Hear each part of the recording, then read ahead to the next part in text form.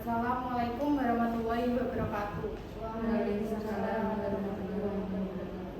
Perkenalkan, nama saya Adini Dia Rustasari dengan NIM 23061015. Di sini saya akan mempresentasikan materi tentang praktik profesi PPAT.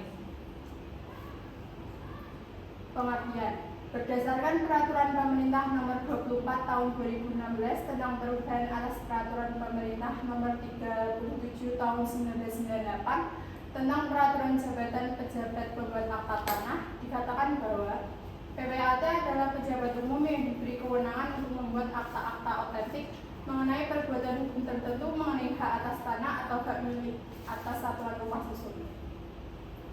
Tugas pokok PPAT. Tugas pokok dan kewenangan PPAT berdasarkan pasal 2 ayat 1 PP nomor 37 tahun 1998 tentang Peraturan Jabatan Pejabat Pembuat Akta Tanah atau PPAT adalah sebagai berikut.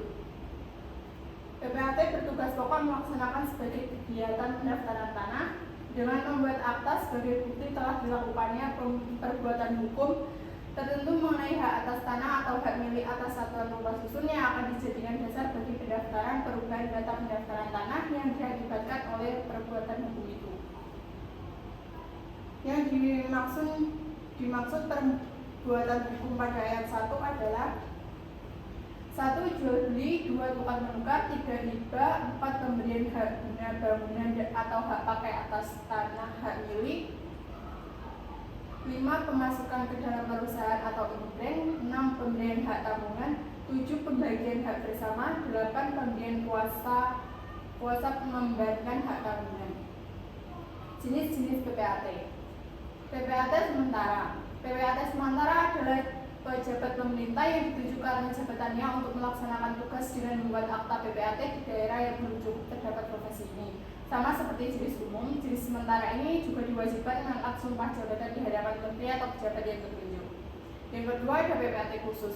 PPAT khusus adalah pejabat Badan Pertahanan Nasional yang ditunjuk karena jabatannya untuk melaksanakan tugas dengan membuat akta PPAT tertentu, khususnya dalam rangka pelaksanaan program atau tugas pemerintah tertentu. Jenis ini tak perlu mengangkat sumpah jabatan. Syarat menjadi PPAT. Menurut pasal 6 angka 1 PP nomor 24 tahun 2016, syaratnya adalah sebagai berikut.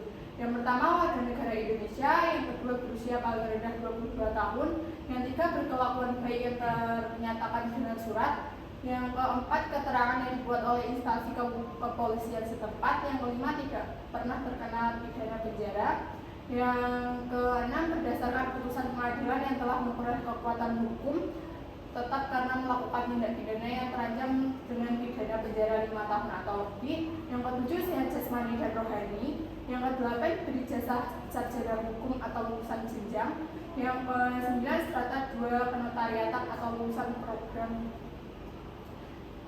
Yang selanjutnya pendidikan khusus PAT yang diselenggarakan oleh kementerian yang menyelenggarakan urusan pemerintah di bidang agraria atau pertanahan. Dan selanjutnya lulus ujian yang diselenggarakan oleh kementerian yang menyelenggarakan urusan pemerintahan di bidang agraria atau pertanahan. Yang selanjutnya telah menjalani magang atau nyata-nyata telah bekerja sebagai karyawan pada kantor PPAT paling sedikit 1 tahun setelah lulus pendidikan kenotariatan. Biaya atau gaji PPAT. Bila mengacu perundang-undangan, biaya adalah tak boleh melebihi 1% dari harga transaksi yang tercantum pada akta. Selain itu, bila ada klien yang tidak mampu, maka PPAT wajib memberikan jasa tanpa memungut biaya sepeserpun. Namun pada prakteknya, biaya ini juga dipengaruhi oleh banyak faktor, yaitu yang pertama, berdasarkan pengalaman. Semakin senior, semakin mahal pula biayanya. Yang kedua, wilayah kedudukannya. Yang bertugas di kota besar tentu bertarif lebih besar daripada di kota kecil. Berdasarkan lokasi. Hal ini berkaitan dengan nilai jual objek pajak atau NJOP yang berbeda-beda di setiap daerahnya. Dan selanjutnya pajak yang dibayarkan. Klien harus membayar biaya perolehan hak atas tanah dan bangunan dan pajak penghasilan sebelum akta bisa diterbitkan. Perbedaan notaris dan PPAT. Yang pertama, notaris. Notaris adalah seorang pejabat umum yang berwenang untuk membuat akta otentik dan melakukan tindakan hukum lainnya sesuai dengan peraturan perundang-undangan yang berlaku. Notaris memiliki cakupan yang lebih luas dalam pembuatan akta. Tugas notaris. Yang pertama, membuat berbagai jenis akta otentik termasuk perjanjian dan ketetapan yang diwajibkan oleh hukum. Yang kedua, menyimpan dan mengelola akta serta memberikan salinan atau kutipan dari akta yang telah dibuat. Yang kedua, PPAT.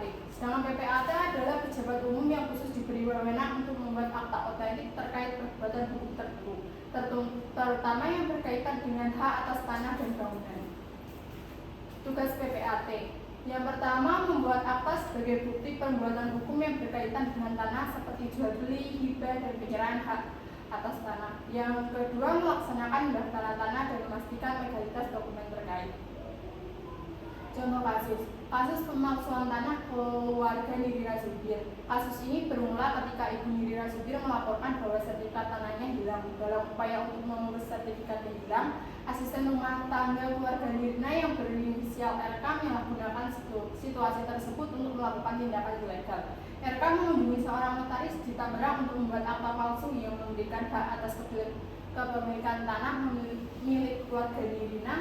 Melalui akta palsu ini, RK berhasil mengubah nama pemilik sertifikat tanah dari Ibu Nirina menjadi namanya sendiri. Notaris dan 3 PPAT terlibat dalam proses perubahan nama tersebut. Mereka membantu RK dalam pembuatan akta jual beli yang diperlukan untuk memindahkan hak atas tanah secara ilegal.